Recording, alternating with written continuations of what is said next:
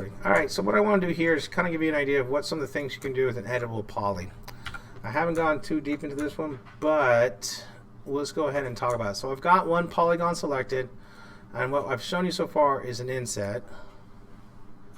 And that just creates some geometry there. Hit checkbox.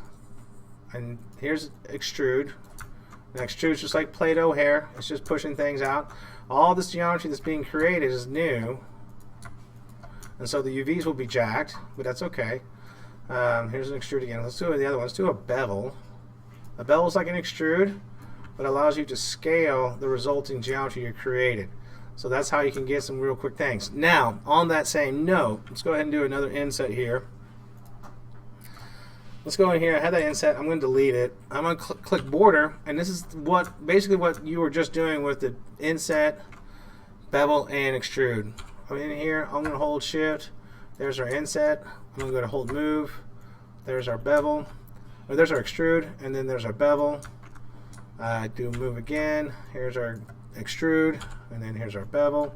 Hold shift. I can do a quick, basically like another bevel, and then create a box. Hit cap, and now I got a funky thing. Looks like a, I don't know, space docking. Spaceship?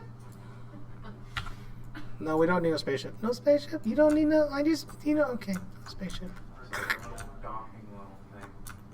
It could also be an emergency button, could be a latch or hook. Weird anvil. It's a coat hook. Look, it's just a small ass coat hook. Whoop, there we go. Done. Alright, so now let's go ahead and do the UVs. Now I have discussed this with you. I'm still recording, so it's good that I have this. I've discussed this with you before, but I want to go over it again. Let's say that you're sitting there modeling and you go through your UVs and you just spend hours and hours doing all the work that I'm going to do in 2 seconds. And let's say that you fought tooth and nail just to get this far. And you're like, oh yeah, this is so good, great. And you're like, wait a minute, that doesn't need to be there. I'll go back down to editable poly. Let's go ahead and hold yes. Do this. And I don't need that. So I'm going to go here. I'm going to actually, what I'm going to do is going to move this down.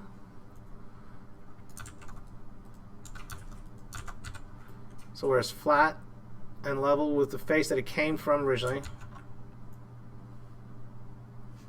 And I can do this with the scale tool again. Boop. Now I go here, it's like that, and I'm going to do something cool. I'm going to grab this edge, and I'm going to hold shift. I should be able to select, you can barely see it, but if you notice when I hold shift and I put my mouse over the edge, you see how they turn gold? I select that, and it's going to give me that ring selection. Now I'm going to hit collapse. Sweet, bitch is gone. And now jacked up my polygons and my everything here. You can see if I go top view, it's kind of gone, but I mean it's kind of jacked, but that's okay because I just got all my UVs there.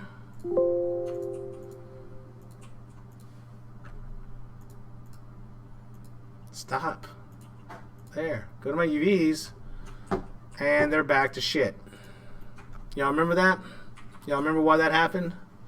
I changed the vertex count with the unwrap on there, which means it didn't know how to address those polygons I got rid of or added.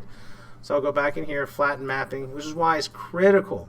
You get it flattened out and you're happy, or at least to a point, collapse it. Then you can go back and add geometry. Because what's happening here when I do like something like even delete it, go into there, hold shift. Let's say we want to actually add something more like this. More like a Dr. Seuss vacuum cleaner now.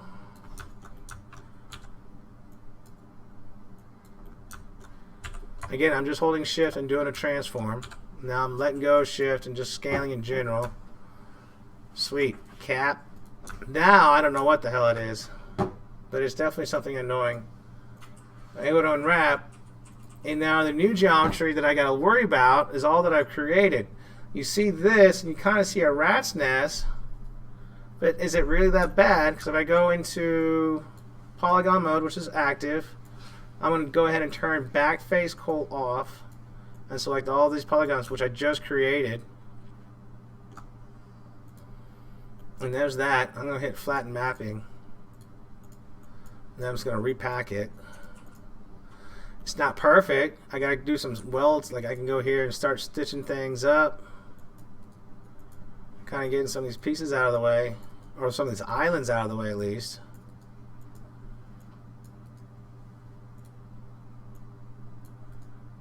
See what happens, and then I'll repack it.